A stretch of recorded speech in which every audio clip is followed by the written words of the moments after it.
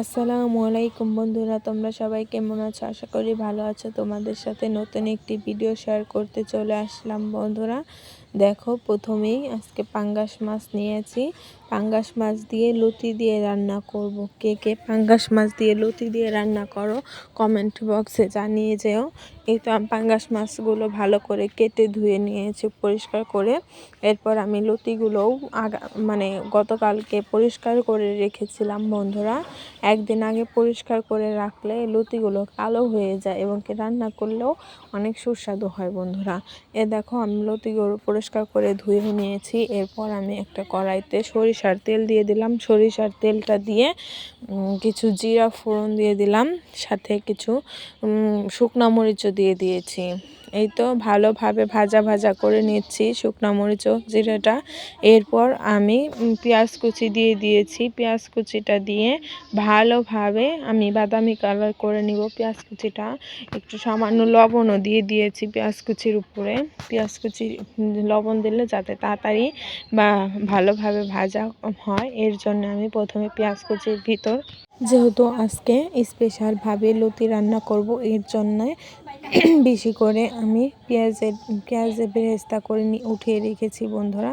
এরপর পেঁয়াজটা বাদামি কালার হয়ে গেলে আমি আদা ও রসুন বাটা দিয়ে দিয়েছি তেলের উপর।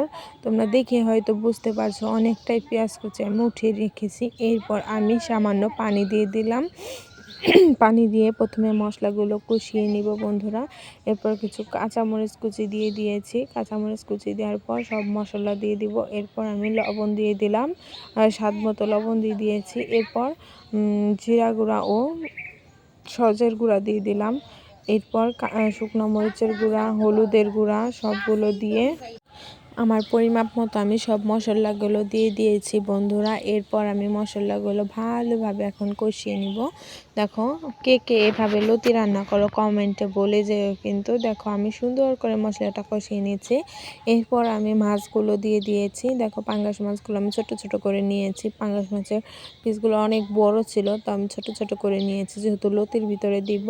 দেখো, অনেকে বলতে পারো ছোট হয়নি আপু, কি ভালো কি মন্দ। তোমরা ভিডিওটা ফুল ভিডিও দেখার তোমাদের রিকোয়েস্ট রইল বন্ধুরা। এই তো এখানে পুরো মাছটি আমি ভালোভাবে কষিয়ে নিচ্ছি, যেহেতু আমি লতি দিয়ে রান্না করব। লতির উপরে লতি প্রায় ভাগ হয়ে যাবে, তারপর আমি দিব মাছটা। এর জন্য আমি মাছটা ভালোভাবে কষিয়ে কিছুটা উঠিয়ে রেখেছি।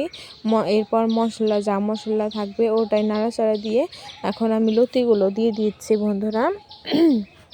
লতিগুলো দিয়ে ভালোভাবে আমি মশলার সাথে কষিয়ে নিচ্ছি বন্ধুরা। দেখো, লতিটাও আমি অনেক সুন্দর করে কষিয়ে নেব।